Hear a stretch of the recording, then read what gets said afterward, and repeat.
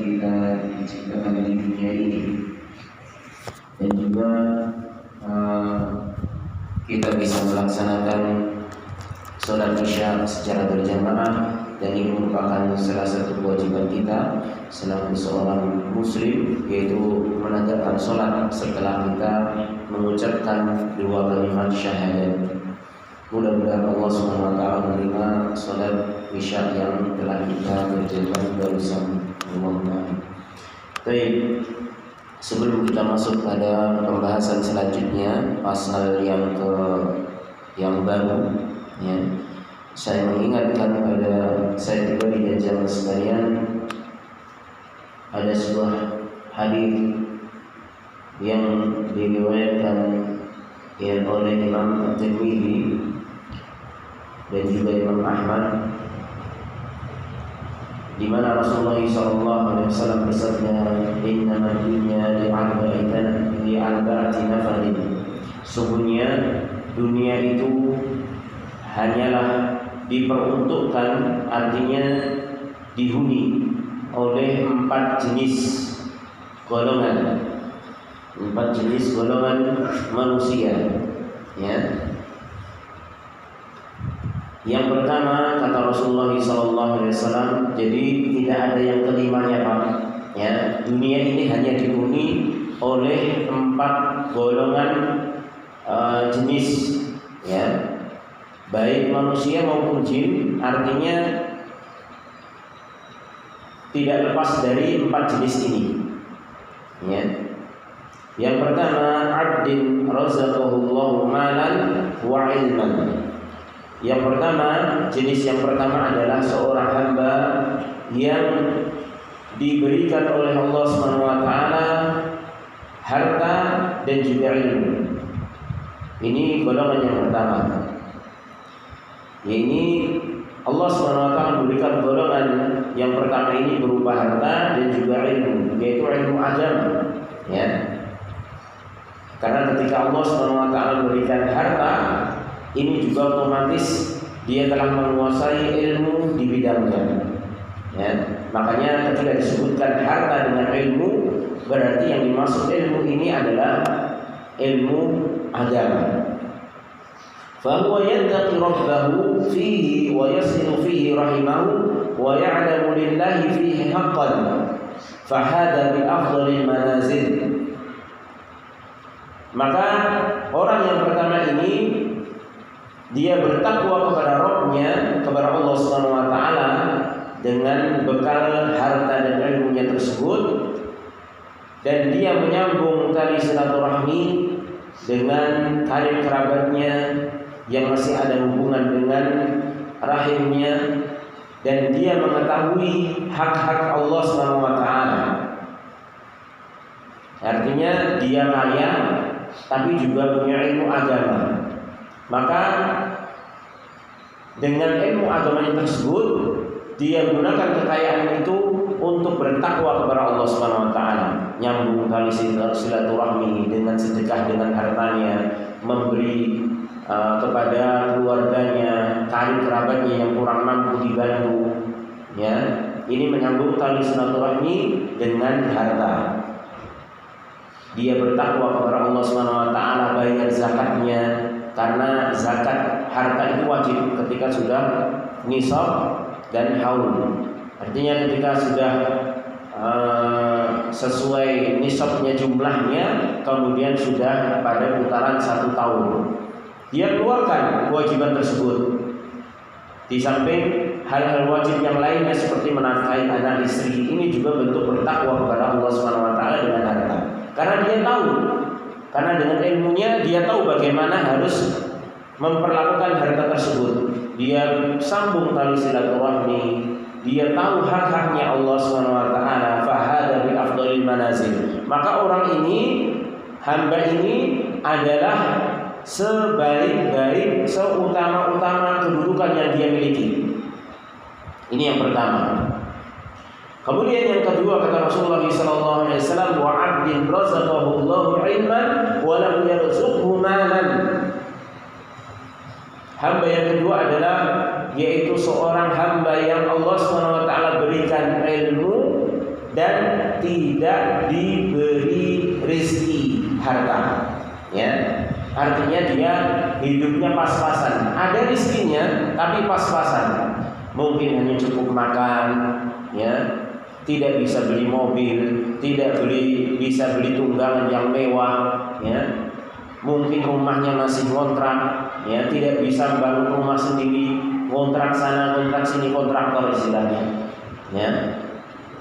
Akan tapi apa? Dia diberi ilmu sama Allah Subhanahu wa taala, dikasih pemahaman ilmu agama. Ya. Maka fahuwa shadiqun niyah. Maka dengan niatnya yang jujur, niatnya yang baik, yaqulu, dia pun mengucapkan dengan lisannya. Niatnya shadiqun niyah, artinya apa? Dia benar-benar punya niat, punya tekad sehingga terucap dengan lisannya. Ya, dia mengucapkan apa? Lau anna li malan la'amiltu bi'amali fulanin. Kalau seandainya aku benar-benar dikasih harta, la'amiltu, benar-benar aku akan beramal dengan amalan fulan, yaitu yang nomor 1 tadi. Ya, ini miskin tapi punya ilmu. Kalau yang pertama tadi kaya punya ilmu agama, ini punya ilmu agama tapi miskin. Dengan ilmu agama tadi sehingga membimbing dia untuk meniatkan sesuatu yang baik. Yang dia lihat adalah orang-orang soleh, ya, orang kaya tapi soleh. Maka ini adalah ghibthah namanya. Ghibthah itu adalah perasaan ingin menjadi orang yang baik sebagaimana yang dia lihat bagi orang lain tersebut. Jadi dia lihat orang lain itu baik, soleh, dia tidak bisa melakukan itu, tapi dia berangan-angan kalau saya jadi ditakdirkan Allah seperti orang tersebut, saya akan beramal seperti orang tersebut. Ya. Dan ini dalam bahasa juga disebut al-hasad, yaitu hasad yang dibolehkan. Makanya Rasulullah mengatakan la hasada illa fitnatain. Tidak ada hasad kecuali pada 2 hal. Yang pertama, hasadnya seorang kepada ahlul Quran, orang yang berilmu, dan dia ingin punya ilmu seperti orang ahlul Quran tersebut sehingga dia bisa mengamalkan siang malam ilmu tersebut. Yang kedua, hasadnya dia kepada ahlul mal yang soleh. Artinya orang yang kaya tapi dipergunakan untuk kebaikan-kebaikan di jalan Allah Subhanahu wa taala. Dia ingin seperti itu. Cuma bedanya kalau hasad yang dilarang itu dia ingin kebaikan orang lain tersebut hilang berpindah pada dirinya. Tapi kalau ini enggak, ini ghibthah. Ghibthah itu kalau juga disebut hasad di dalam hadis itu adalah dia ingin kebaikan yang sama yang bisa dia lakukan nantinya kalau dia ditakdirkan Allah seperti itu. Tapi dia tidak menginginkan hilangnya kebaikan bagi orang lain. Ya. Cuma dia ingin sama, kalau dia mempunyai kebaikan yang sama, kelebihan yang sama, dia ingin lakukan dengan kebaikan yang sama pula. Tanpa dia iri, ya. Tanpa dia ingin hilang nikmat tersebut dari saudaranya. Ini namanya ghibthah dan ini dibolehkan. Makanya orang tersebut yang tidak memiliki kekayaan tapi punya harta, tidak memiliki kekayaan tapi punya ilmu agama, dia berangan-angan seperti orang pertama sampai dia ungkapkan dalam lisannya, kalau seandainya aku punya harta, niscaya akan aku gunakan sebagaimana si fulan itu, bayar zakat, ya, sedekah untuk sambung tali silaturahmi, beri hadiah kepada fakir miskin, sedekah kepada fakir miskin, beri hadiah kepada karib kerabat dan lain sebagainya dari kebaikan-kebaikan di jalan Allah Subhanahu wa taala. Itu angan-angannya. Ya. Maka kata Rasulullah SAW, fa huwa biniyatihi fa ajruhuma sawa. Maka orang yang kedua ini dengan niatnya yang shadiq, yang jujur tadi, fa ajruhuma sawa, maka pahala keduanya, orang pertama dengan orang yang kedua ini sama. Padahal orang yang kedua ini nggak pernah sedekah karena nggak punya uang. Orang yang kedua ini mungkin nggak pernah bayar zakat karena nggak sampai nisab. Bagaimana sampai nisab? Mau makan saja kadang bisa beli beras tapi nggak bisa beli lauk. Kalau buat beli lauk, beras nggak kebeli. Seperti orang fakir miskin, ya. Atau pas-pasan sehari kerja untuk makan anak keluarganya sudah habis, besok kerja lagi. Beda dengan orang kaya, ya, nggak kerja sebulan 2 bulan kayak disubsidi, enek terus. Padahal kerjanya sedikit, ya, karena rezeki dari Allah Subhanahu Wa Taala. Seperti kontraktor, kontraktor beneran ya Pak, bukan kontrak sana kontrak sini, ya, atau kayak penganggur, ya, pengangguran, tapi pengangguran pengacara, ya, pengangguran banyak acara, maksudnya bisnisnya banyak, ya, orang kaya, ya, dia bisa infak sana sini, ya, membantu temannya, membantu saudaranya, membantu keluarganya, menafkahi orang tuanya dan lain sebagainya. Tapi orang kedua ini nggak punya, tapi dia dengan niat yang jujur sampai lisannya terucap. Ya, ini amalan. Ini berarti sudah benar-benar azan. Makanya diberi pahala. Ya, diberi pahala oleh Allah Subhanahu Wa Taala dengan pahala yang sama. Ya, dengan pahala yang sama dengan orang yang pertama. Ini golongan pertama dan kedua. Kemudian Rasulullah SAW melanjutkan wa 'abdin, yang ketiga, razaqahullahu malan wa lam yarzuqhu ilman, yaitu seorang hamba yang Allah berikan rezeki harta, dijadikan kaya, wa lam yarzuqhu ilman, akan tapi tidak punya ilmu agama, bodoh Pak, salat ora ngerti, ya, nyambung tali silaturahmi orang ngerti, ya, nek orang di IPI sedulure seramah ngapi, ya. Ini namanya orang nggak tahu ilmu itu seperti itu, ya. Karena prinsipnya nek aku mbok API ya tak API genten, nek aku mbok eleki ya aku iso luwih kejem. Ya. Iki jenenge prinsipe wong bodho. Orang yang tidak punya ilmu agama itu prinsipnya seperti itu. Ya. Tak kei anggere aku ya pernah dikei. Ya, seperti itu. Tak bantu anggere aku ya pernah dibantu. Seperti itu prinsip dari orang yang tidak punya ilmu agama. Makanya dikatakan di sini yakhbitu fi malihi bi ghairi ilmin. Dia tasarrufkan hartanya tanpa ilmu. Ya. Makanya Imam Ahmad pernah mengatakan rahimahullah, di antara ciri atau akibat orang bodoh dalam agama itu salah satunya apa? Dia salah di dalam bersedekah. Dikira sedekah ternyata bukan. Dikira kedermawanan yang hakiki ternyata bukan. Seperti seorang kaya gak punya ilmu agama, disuruh bantu bangun masjid gak mau. Wopo. Pondok pesantren butuh bantuan gak mau. Tapi ketika ketemu saudaranya, friend, ya, mau ke diskotik wis beres tak bayari pokoknya. Aku wis wong lumo. Ya. Ini keliru bersedekah. Dikira itu bentuk royalitas. Ya, tapi ternyata keliru. Justru itu ta'awun 'alal itsmi wal 'udwan. Justru itu mendatangkan dosa. Ya, jelas-jelas kalau dia misalnya, ya, dia misalnya dengan alasan saya nggak mau bantu pondok pesantren, ngerti ini baik diapusi. Wallahi kalau dia itu benar-benar dia niat bersedekah ke sebuah lembaga yang bergerak di bidang agama dan dia tidak tahu, kemudian dia dengan niat ikhlasnya dia bantu ternyata disalahgunakan, pahalanya tetap. Ya, pahalanya tetap. Allah tidak akan pernah mendolimi hambanya. Penyelewengan itu urusan panitia.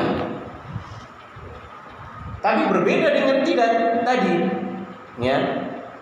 Kasih ke temannya, jelas temannya mau ke diskotik, ya, minum-minuman, nyanyi-nyanyi di sana, ya, ketemu temannya wis pokoknya tak bayar kabeh, ya. Jelas dia dapat dosa, ya. Maka ini akibat orang yang tidak memiliki ilmu. Yakhbitu fi malihi, ya, bi ghairi ilmi. Dia mentasarrufkan menggunakan hartanya tanpa ilmu. La yattaqi fihi rabbahu. Diperjelas lagi oleh Rasulullah SAW. Dia tidak bertakwa dengan hartanya itu kepada Allah Subhanahu wa taala. Ya. Wala yasilu fihi rahimahu. Dia tidak menyambung tali silaturahmi kepada karib kerabatnya. Tahu adiknya, tahu kakaknya enggak mampu, ya, malah diolok-olok. Padahal dia kaya. Salai malas nyambut gawe, salai. Malah justru dicari-cari kesalahannya. Kalau nggak mau bantu ya sudah. Tapi terkadang orang yang kaya itu kalau nggak punya ilmu agama dihinggapi rasa sombong. Dia merasa harta itu karena usahanya. Kalau tahu saudaranya itu dalam keadaan miskin dikira mergo kowe males kok, makane ora kaya aku.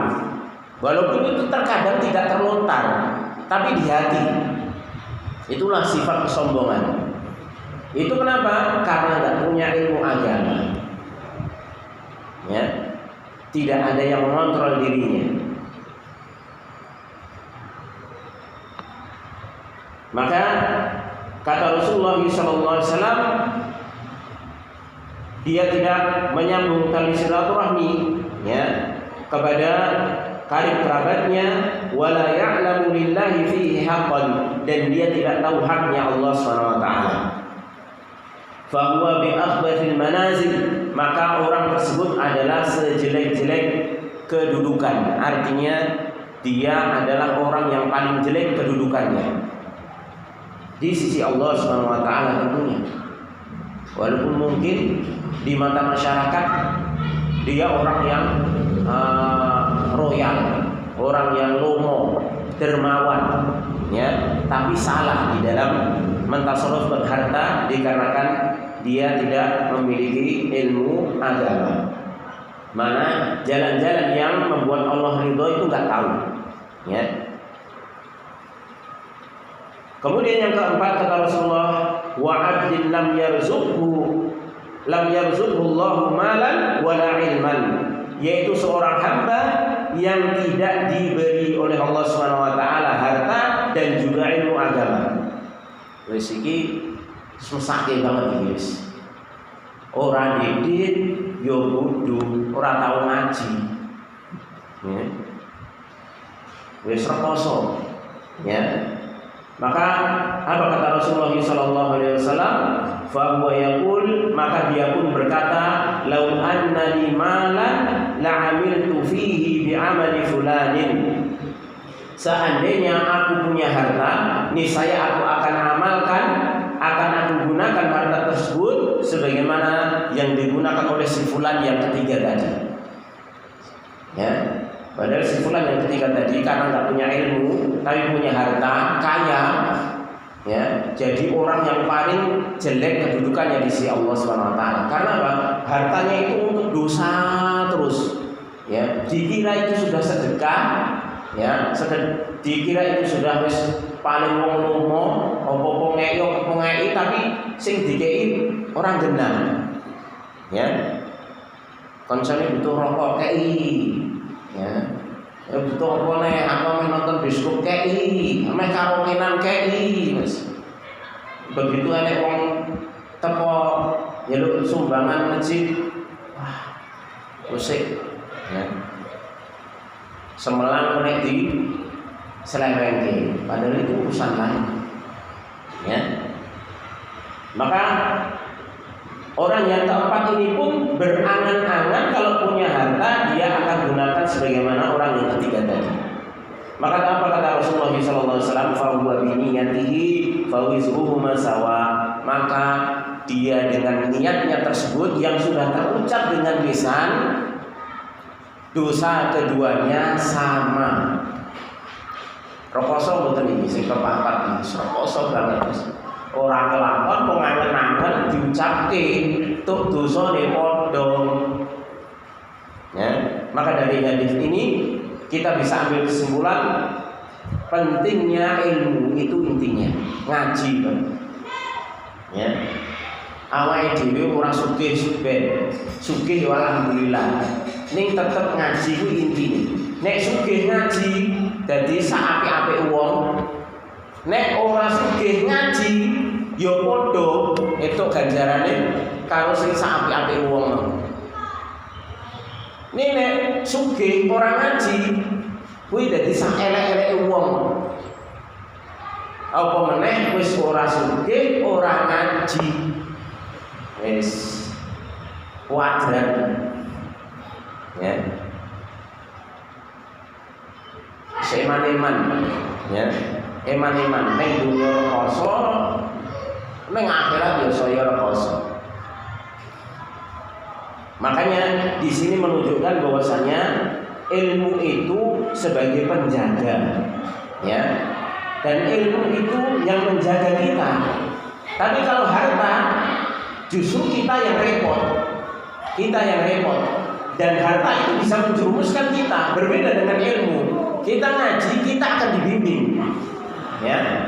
Makanya kita mungkin pernah mengalami satu kondisi ketika kita sudah ngaji, ya mungkin belum bisa mengamalkan, ya istilahnya belum semua kita bisa mengamalkan. Tapi pernahkah kita di satu kondisi, misalnya kita menginginkan satu kejelekan yang kita lakukan, pengen apa gitu istilahnya, mungkin pengen ngicipi khamr, ya minuman keras, atau pengen melu-melu pasang camjikian misalnya. Tapi tahu-tahu dalam hati itu teringat, aku pernah ngaji ini kira itu. Akhirnya ras itu. Pernah betul Pak? Kulomen pernah Pak. Jenenge menungso. Ya. Tapi ngoten niku kelingan, itu menunjukkan apa? Ilmu itu akan menjaga kita. Ya, akan menjaga kita. Berbeda dengan harta. Kalau harta tidak didampingi ilmu, wis pengen apa los. Ya, terjang. Surang gagas. Ya. Iki haram, kok halal, wis pokoke mumpung isih urip jarine. Ya. Mumpung isih urip tur duwe, ora sah iman-iman. Ya. Dinikmati wae. Ya. Akhirnya gunake harta sak karepe dhewe. Karena enggak punya ilmu. Ya. Maka inilah pentingnya ilmu bagi seseorang. Ya, walaupun dia punya harta ataupun tidak, asalkan dia punya ilmu, insya Allah kedudukannya tinggi di sisi Allah Subhanahu Wa Taala dan punya ganjaran yang sama dengan orang yang kaya. Orang miskin punya ilmu dengan orang kaya punya ilmu itu akan sama pahalanya. Karena orang miskin punya ilmu agama itu pasti yang dia niatkan dan dia ikrarkan, ucapkan dengan lisannya pasti kebaikan. Gak mungkin dia angen-angen aku nek didet tak wis tak ning kono surah mungkin. Ya. Angen-angen wong di ilmu agama iki nek walaupun miskin, angen-angen wis aku nek didet haji, wis haji plus wis ra masalah. 300 juta ra masalah. Ya, aku nek bidit bangun masjid dewi, ya misalnya seperti itu. Ya, dadek ke masjid, gede ke masjid, ya ngenek tablik kabar, wis pikirannya kayak gitu kok. Ya, nyenengke kanca-kanca, ya nyenengke anak bojo, nyenengke wong tuwa, kan gitu. Ya, bantu sedulur-sedulur sing ra ndek omah tak tukoke omah, aku dadi konglomerat. Seperti itu kok angen-angen. Angen-angen kebaikan semuanya. Makanya Kalau itu sampai terucap, pahalanya sama. Ya, pahalanya sama. Makanya disinilah yang dimaksudkan bahwasanya kenapa di sini orang baru berniat yang shadiqah, niat yang jujur itu mendapatkan pahala. Padahal dalam riwayat lain Rasulullah SAW menyebutkan bahwasanya innallaha tazawwaja an ummati ma waswasat bihi suduruha ma lam taf'al bihi. Sungguhnya Allah itu tidak menganggap ya baik itu pahala maupun dosa bagi umatku apa-apa yang terbetik dalam hati-hati mereka selama belum diamalkan. Ya, ini maksudnya ini baru terlintas saja. Ya, itu tidak dianggap. Tapi orang tadi sudah niatus shadiqah, yaitu niatnya sudah jujur dan diamalkan dengan lisan, dengan ucapan. Makanya ini bukan hanya sekedar lintasan saja. Orang yang keempat tadi juga seperti itu. Dia bukan hanya lintasan dalam hatinya saja. Kalau hanya sekedar lintasan dalam hati, mungkin gak akan dianggap dosa oleh Allah SWT. Tapi karena dia sudah niat, sudah diucapkan, berarti kan sudah beramal. Ya, makanya dia mendapatkan dosa yang sama dengan orang yang ketiga. Ya, berbeda dengan orang yang kedua, dia mendapatkan sama pahalanya dengan orang yang pertama. Dan inilah pentingnya ilmu. Ya, apapun keadaannya, di sini Nabi SAW secara tidak langsung berpesan.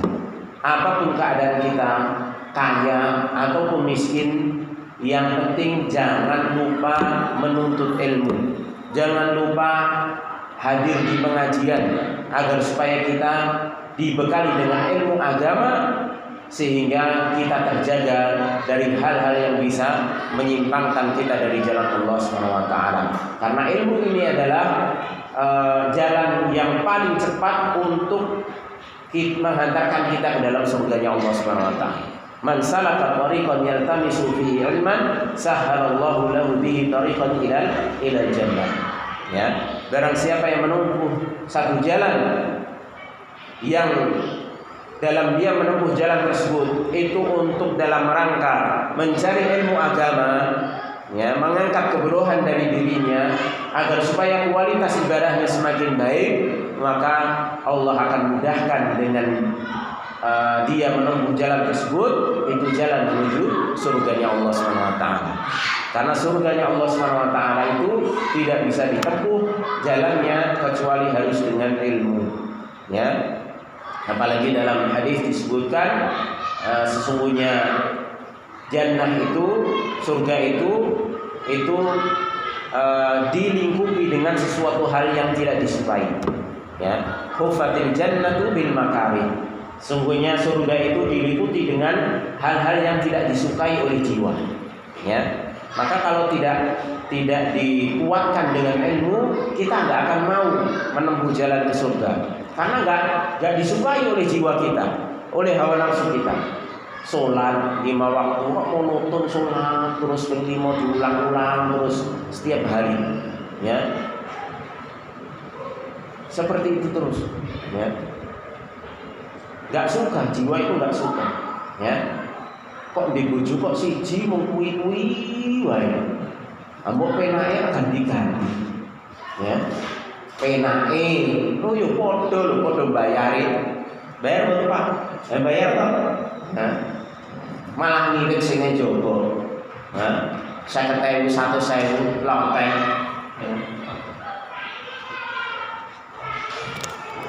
Sing nang omah itu tutane sono-sono, nglambeni kok nangis macem-macem. Ya. Nek njaba kan ora, serasa ngopeni. 50.000 karepmu ngono, nek butuh ya aku tak bakal nek. Ya. Tur norno, ya. Ora monoton kaya nang omah, ya. Ameh loro ya ora itu. Ya. Nah, repot meneh. Ya. Itulah gambaran syariat Islam itu enggak disukai oleh jiwa. Jalan ke surga itu nggak disukai oleh jiwa, dan itu bisa kita kuatkan untuk kita bertahan meniti jalan ke surga yang tidak disukai itu dengan ilmu. ilmu tentang kebesaran Allah Subhanahu wa taala, ya, bagaimana sifat-sifat Allah Subhanahu wa taala, ya, bagaimana akibatnya. Makanya Allah juga memberitahukan kita nikmat-nikmat surga agar supaya seseorang itu tetap istilahnya, ya, untuk meniti jalan ke surga. Nah, nikmati kaya ngono iki lho, ya. Dan makanya Allah Subhanahu wa taala itu jadikan di dunia ini serba kurang. Dalam artian ada keletihan, ada kesusahan, tapi di surga enggak. Agar supaya apa? Supaya manusia itu bisa membandingkan dan rindu ke surga. Itu hikmahnya. Kenapa di sini kita dijadikan tidur, tapi di surga nggak ada tidur, nggak ada ngantuk, ya. Di sini kita hubungan suami istri paling berapa menit? Di surga itu bisa kuat, ya, bertahan, ya. Dan kenikmatannya tidak terbatas. Artinya bisa nikmat terus, ya. Bahkan menggilir sehari 70 bidadari sanggup ahli surga itu. Makanya kalau seperti itu manusia kan bisa membandingkan, akhirnya rindu ke surga. Alah dunia mung supaya ngene wis ben iki dilarang wis tak doi. Ya, aku tak wis konaah apa sing dihalalke wae. Wis ojo nganti aku neng dunya mung sedelo sing haram tak lakoni, mung sedelo tapi akhirnya neng neraka. Ya, naudzubillah. Ya, ra itu apa-apa. Ya, mending neng dunya serba terbatas. Ya, makanya Rasulullah SAW bersabda, "Ad-dunya sijnul mu'min wa jannatul kafir." Rawahu Muslim. Ya. Dunia ini ibaratnya sijnul mu'min, penjaranya orang yang beriman, tapi surganya orang kafir. Ya. Di sini dijelaskan bahwasanya dunia itu ibarat penjara bagi seorang yang beriman. Artinya sak rekoso nih atau sak penak-penake orang yang beriman di dunia kuwi rane apa-apane dibandingin nanti di surga. Ya, sak sugi-sugi misalnya wong sugih banget, wong beriman, ya, pasti tetap terbatas. Hartanya nggak boleh untuk ini, untuk maksiat, untuk ini. Semuanya yang menimbulkan kemurkaan Allah nggak boleh. Walaupun itu secara hukum hartanya sendiri, ya. Untuk zina nggak boleh, untuk minum khamr nggak boleh, untuk judi nggak boleh, ya. Seperti itu. Padahal dia orang kaya di dunia. Makanya itu kekayaan masih terbatas. Dia serba terbatas di dunia karena ada aturan syariat, ya. Dan seenak-enaknya dia di dunia masih kalah itu nanti enaknya di akhirat. Berbeda dengan orang kafir. Orang kafir sak rekoso-rekosone wong kafir, ya. Wis ra ndek apa-apa, omah ngontrak ora kuat, ya. Mangani Senin Kemis, ya. Dinteni Senin ngopo Kemis mangane ternyata ora Kemis, ya. Melompat dadi Jumat, ya akhirnya ora iso mangan, ya. Rekoso, ya. Turu nang emperan. Kuwi sing penak daripada somben ning neraka. Ya. Kuwi sing kaya ning surga ning donya kaya ngono ki sak rekoso-rekosone wong kafir. Kuwi sing penak. Ya. Daripada nanti dikembalikan ke akhirat, kembalinya ke neraka kekal selama-lamanya dengan siksaan dari Allah Subhanahu wa taala. Nasallallahu salamata wa afiyah. Ya. Maka sekali lagi ini nasihat bagi saya pribadi dan jamaah sekalian bahwasanya hendaknya kita senantiasa mementingkan ilmu agama apapun kondisi dan keadaan kita, karena pada hakikatnya yang menjaga kita adalah ilmu agama ini, ya. Sehingga dengan ilmu agama kita menjadi terjaga, ya, terjaga dari ketergelinciran, ya, dari jalan Allah Subhanahu wa taala. Baik. Jamaah rahimani rahimakumullah yang dirahmati Allah Subhanahu wa taala dan saya cintai karena Allah Subhanahu wa taala, kita lanjutkan pembahasan kita tentang Fusulul Adab wa Makarimul Akhlaq Al-Masyru'ah karya Syekh Abdul Wafa Ali bin Aqil bin Muhammad rahimahullah taala. Berkata yaqulul muallif rahimahullah, berkata penulis, semoga Allah Subhanahu wa taala merahmati beliau, faslun, masuk ke fasal baru, yaitu wa man arada an-nauma yughliqu babahu wa yuki siqa'ahu wa yughaddi ina'ahu wa yudfi'u sirajahu kadzalika ruya fi sunan 'ani Nabi sallallahu alaihi wasallam. Barang siapa yang menginginkan tidur, artinya ingin tidur, maka dia hendaknya yughliqu babahu, menutup pintu dan mengikat wadah minumannya, ya, mengikat wadah minuman. Kalau dulu mengikat ya Pak, kalau sekarang mungkin menutup. Kalau dulu wadah minuman itu dari kulit, ya, kulit yang disamak kemudian dibentuk menjadi bentuk wadah air, ya. Jadi kalau mau disimpan itu diikat di ujungnya, ya, diikat, ya. Jadi kayak katok kolor naik diikat menulis singset. Wa yughatti ina'ahu, dan juga menutup tempat-tempat wadah, ya, bisa wadah air, bisa wadah makanan yang besar kalau di zaman dulu. Kalau di orang Jawa gentong, ya, kayak gitu. Itu termasuk namanya inak, ya. Wa yudfi sirajahu, dan mematikan lentera, lampu. Tapi lampu zaman dahulu pakai api, bukan listrik seperti ini, ya. Nanti akan aja penjelasannya. Apakah lampu seperti ini masuk harus dimatikan atau tidak? Kadzalika ruya fi sunan 'ani Nabi sallallahu alaihi wasallam. Demikian diriwayatkan di dalam sunnah-sunnah Nabi alaihi salatu wasallam. Baik. Kemudian kita lihat penjelasan dari Syekh Khalid Al-Musyaikhi hafizahullah taala.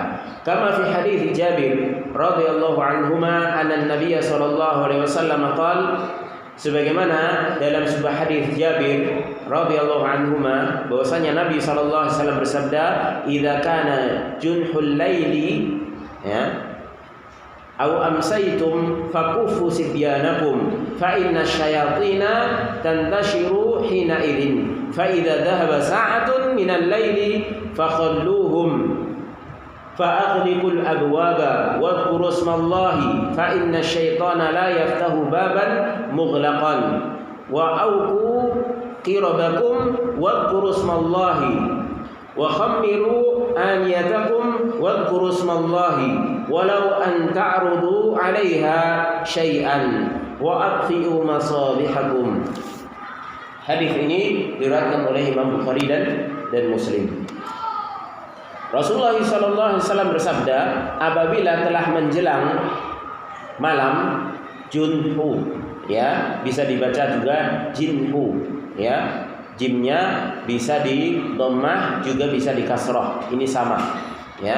Ini disebutkan oleh Ibnu Hajar Al-Asqalani rahimahullahu taala, ya, dalam Fathul Bari, ya. Ini dijelaskan kenapa? Karena terkadang dalam bahasa Arab itu beda harokat sudah beda. Makanya ketika ada dua harokat yang maknanya sama, maka para ulama menjelaskan, ya. Maka bisa dibaca junhu, bisa dibaca jinhu, ya. Maka ketika malam menjelang, aqbala, ya, aqbala lail, yaitu mulai malam. Dosane ten mriki napa Pak? Surup nggih. Surup, ya. Aqbala lail itu surup, yaitu menjelang maghrib, ya. Artinya qabati syams, matahari itu sudah terbenam. Artinya awal-awal terbenam. Itu namanya junhul lail. Au amsaitum, atau sore, artinya itu tadi aqbalalail, ya. Faqufu sibyanakum, ya. Maka tahanlah anak-anak kecil kalian. Ini yang masih bayi-bayi, ya. Yang masih dinamakan sobi, ya, masih bayi, ya.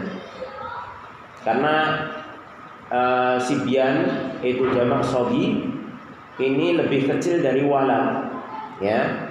Kalau walad itu biasanya sudah tamyiz, sudah bisa membedakan mana yang baik, mana yang benar. Tapi kalau sibyan misalnya mau nangis, ya. Mungkin istilahnya balita, ya, bawah 5 tahun, ya.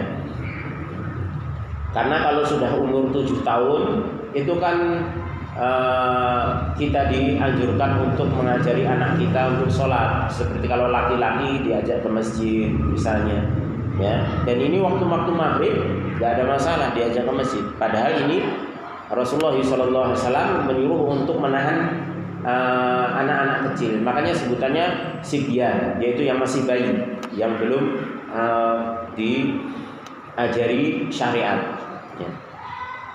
Kenapa Rasulullah SAW waktu suruh, ya, setelah sesaat atau berbarengan dengan terbenamnya matahari, kita disuruh untuk menahan anak-anak kita yang masih bayi. Fa inna syayatin, karena syaitan pada waktu itu tantashiru hina idin, ya, sedang menyebar, Pak, ya, sedang menyebar. Jadi syaitan itu menyebar ketika menjelang malam, ya, surup-surup, ya. Makanya ya wong dhisik iki nek ngarani surup-surup aja ngetokne cah cilik. Ya ada benernya, dan memang ternyata ada hadisnya, ya. Mungkin yang mencetuskan itu ngaji juga, Pak. Mbah Yawa dhewe sing ngaji, ya. Cuman sing terus iki sing ra ngaji. Nek kesurupan, ya seperti itu. Dan memang benar, kesurupan itu maksudnya kemasukan jin, sebagaimana yang dijelaskan oleh para ulama dalam menafsirkan hadis ini, ya. Ibnu Hajar dalam Fathul Bari, Imam An-Nawawi, ya, dalam syarah Sahih Muslim itu dijelaskan seperti itu, ya. Jadi dijaga anak-anak itu menjelang malam itu memang ditakutkan itu bisa neong Jawa sawan itu maksudnya kemasukan jin itu tadi. Dan inilah yang memang ditakutkan oleh Rasulullah SAW terhadap anak-anak yang masih kecil, masih bayi, ya. Fa idza dhahaba sa'atun minal lail, maka apabila telah pergi sesaat dari malam, faqalluhum, maka lepaskanlah mereka. Artinya lepaskan itu bukan kok di luar rumah, enggak, ya. Pastinya sudah di dalam rumah, ya. Ketika menjelang malam itu dipegang, ya, mungkin baca zikir sore, ya, dengan anak-anak tersebut dibacakan zikir-zikir, ya, diajak berzikir, ya. Kemudian setelah itu kalau memang sudah terlewat malam maka lepaskan. Artinya sudah nggak ada masalah kalau sudah di rumah, ya. Ini arti sa'atan itu artinya kalau secara bahasa ini adalah 1 menit, Pak. Tapi bukan ini yang dimaksud. Tapi maksudnya adalah juz'un minal lail. Artinya bagian malam itu sudah terlewat, ya. Bukan kok 1 menit dihitung dari surup 1 menit kemudian setelah itu lepaskan lagi anak-anak, enggak. Tapi dalam riwayat Muslim disebutkan hatta zahabat fahmatul isya, sehingga gelapnya isya itu sudah pergi. Artinya benar-benar sudah gelap, ya. Kalau surup kan kadang masih remang-remang, ya, karena matahari baru terbenam, mungkin isih untuk padang sidik, ya. Tapi nanti kalau sudah gelap benar-benar isya itu waktunya sudah tidak mengapa, ya. Sebagaimana disebutkan dalam riwayat Imam Muslim. Jadi ini riwayat yang disampaikan oleh penulis di sini atau Syekh Khalid ini, pensyarah di sini adalah riwayat Imam Bukhari, ya. Fa'aghliqul baba. Kemudian tutuplah pintu-pintu, ya, pintu rumah ditutup, Pak. Kalau sudah menjelang maghrib, sudah terbenam matahari, wadhkuru smallah, dengan membaca bismillah, ya, dengan membaca bismillah, ya. Karena dengan membaca bismillah, dalam hadis riwayat lain, apabila seorang hamba itu masuk rumah kemudian mengucapkan bismillah, maka syaitan menjawab, la mabita lana, kami tidak bisa mendapatkan tempat untuk mabit, untuk bermalam, ya. Artinya syaitan nggak bisa masuk, ya. Syaitan kan iso hilang, iso tembus, ya. Iya benar, tapi ini kabar dari Rasulullah SAW, ya. Sehebat-hebatnya syaitan, kalau Nabi SAW sudah mengatakan siapa yang masuk ke rumahnya dengan mengucapkan bismillah, ya, maka syaitan nggak bisa masuk, ya. Dan itu memang yang dikendaki oleh Allah Subhanahu Wa Taala. Yang ngasih kekuatan Allah, yang ngasih kelemahan juga Allah Subhanahu Wa Taala. Jadi syaitan dibikin lemah ketika seorang masuk rumah dengan membaca bismillah terlebih dahulu, apalagi ditambah dengan salam, ya. Makanya doa masuk rumah, bismillahirrahmanirrahim, bismillahirrahmanirrahim, ya, itu diantara doa kita masuk rumah dengan nama Allah, ya. Saya masuk, kemudian dengan nama Allah saya keluar, ya, seperti itu. Maka ketika masuk kemudian salam, maka syaitan sudah bilang sama teman-temannya, lama bitalana, sora enek gongo turu, ya. Turu ning jowo Pak syaitan, ya. Yang masuk adalah malaikat yang menjaga, ya. Makanya sehebat apapun syaitan, kalau sudah berhadapan dengan zikir, dengan zikrullah, ya, maka syaitan itu akan jadi lemah, ya. Makanya juga dalam sebuah hadis disebutkan ketika seorang itu terpeleset, maka hendaknya dia mengucapkan bismillah. Karena ketika dia mengucapkan bismillah, syaitan itu akan jadi kecil sekecil lalat. Tapi kalau seorang itu terpeleset kemudian mengumpat, wah syaitan nih, ya, itu justru kata Rasulullah, syaitan itu akan menjadi besar sampai sebesar rumah, ya. Dan itu yang dikabarkan Nabi SAW, ya. Dan itulah kekuatan syaitan yang Allah izinkan dan Allah berikan kepada syaitan. Tapi di saat yang bersamaan Allah juga bisa membuat syaitan itu lemah selemah-lemahnya ketika berhadapan dengan zikrullah, ya. Maka ketika kita amalkan hal tersebut, kita harus yakin, ya. Makanya masuk kamar mandi juga kita baca Allahumma inni, atau bismillahi, Allahumma inni a'udzubika minal khubuthi wal khaba'ith, dengan nama Allah aku berlindung, ya, kepada Allah dari jin perempuan dan jin laki-laki, ya. Itu diantara fungsinya apa? Agar aurat kita tidak terlihat, ya. Agar aurat kita tidak terlihat, ya. Dengan zikir, Pak, ya. Tanpa zikir syaitan itu bisa melihat kita. Kita nggak bisa lihat syaitan, ya. Aurat kita bisa dilihat. Makanya kalau masuk kamar mandi tanpa mengucapkan doa, ya, tanpa menyebut nama Allah SWT, minimal nek dereng hafal bismillah sih, ya, minimal. Ya karo ngajar. Ya alhamdulillah doa-doa seharian itu pendek-pendek kok. Masuk kamar mandi pendek, keluar kamar mandi lebih pendek lagi. Cuma ghufranaka. Ya. Maka minimal bismillah dulu. Ya. Biar syaitan itu nggak bisa lihat aurat kita. Kalau kita nggak baca bismillah, syaitan ikut masuk, goda. Makanya berlindungnya kita itu sebelum masuk kamar mandi berlindung dari syaitan atau jin laki-laki dan perempuan. Ya. Nanti kalau yang kita laki-laki masuk, sing goda jine wedok. Ya.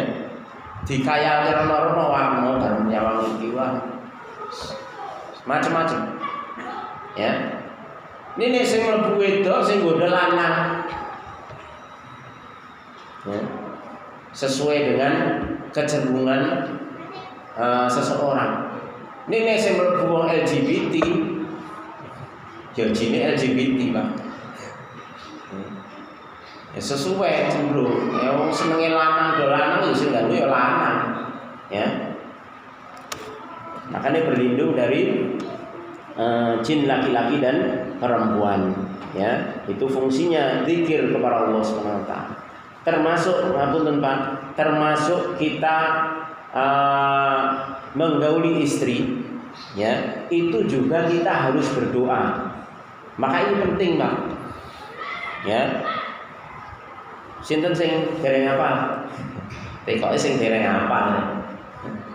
Doa berhubungan dengan suami istri.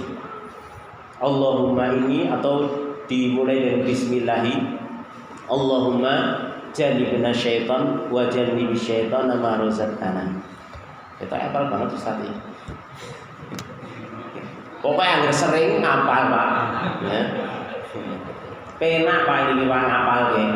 Template kene nggon kan nulis ke Pak nek dereng saged kon nalkinke ya, ditulis terus diselehke ning putih itu amben. Ya. Tapi repotnya kene anake. Ya. Pak aku sapal doa tidur piye? Bismillah ya Allahumma jannibna syaitan wa jannibi syaitan ma razaqtana. Lah kuwi enek doa ditempel kene nggon ambene Pak ya. Repot iki. Ya. Nah, itu kata Rasulullah SAW, siapa yang mendatangi istrinya kemudian berdoa dengan doa tersebut, ya Allah jauhkanlah aku dari syaitan dan jauhkan syaitan dari apa yang telah Engkau berikan rizki kepadaku, ya. Maka kalau dia dikasih rizki berupa anak, la yadurruhu abadan. Maka syaitan itu tidak bisa memadaratkan anak tersebut selamanya, Pak. Maksudnya apa? Kata para ulama itu di antara tafsirnya, anak itu akan jadi anak soleh walaupun didahului dengan ketidaksolehan. Artinya sak beling-belinge anak nek gawe ning nganggo donga, kuwi mesti dadi wong soleh insyaallah. Ora jesu. Ya, ngenteng-ngenteng awake dhewe to, Pak. Ya. Sak beling-belinge anak nek gawe nganggo donga, kuwi mesti sok ben insyaallah dadi wong soleh. Itu di antara tafsir yang diungkapkan oleh para ulama dalam doa tersebut.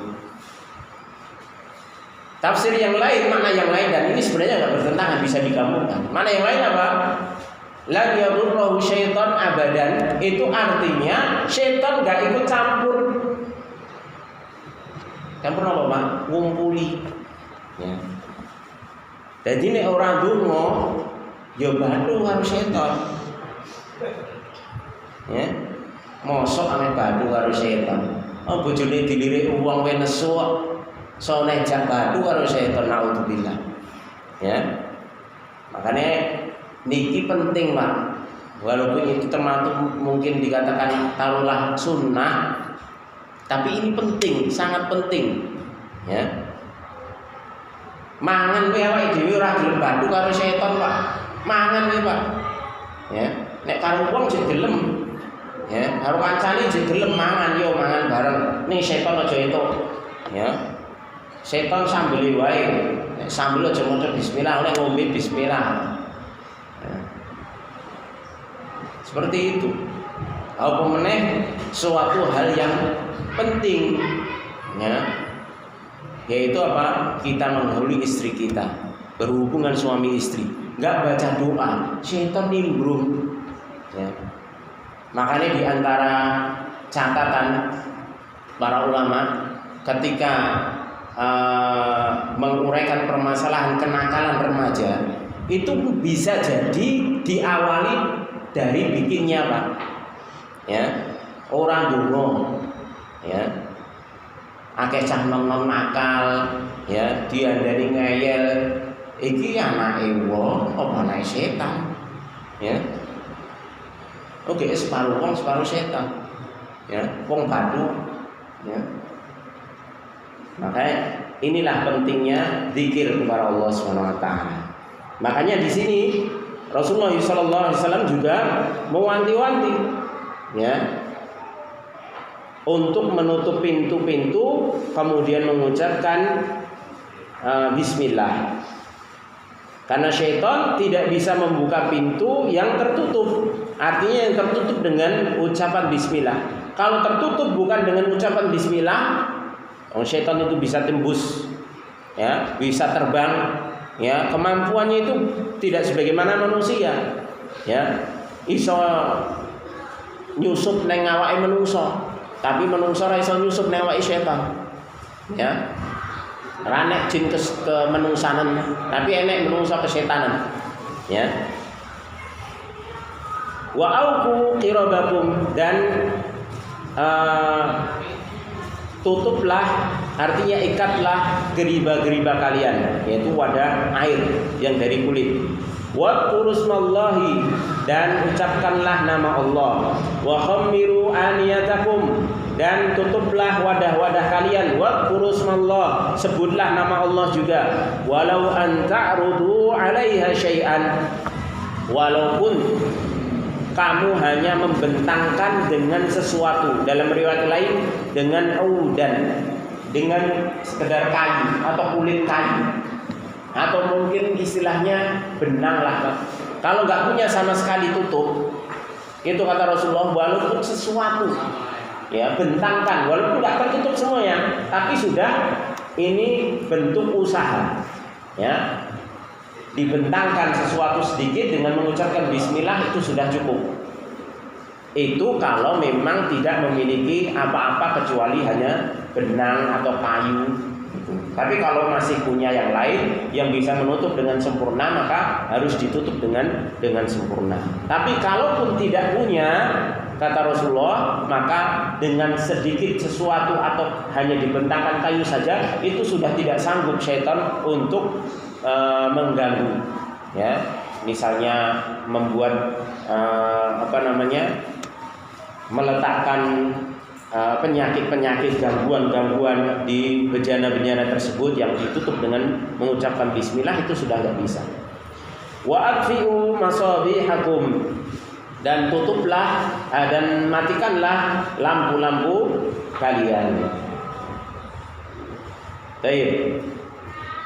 Mungkin penjelasan lebih detailnya insya Allah pada pertemuan yang akan datang. Tapi intinya hadis ini adalah di antara adab yang penting, ya, yang ini setiap hari kita alami.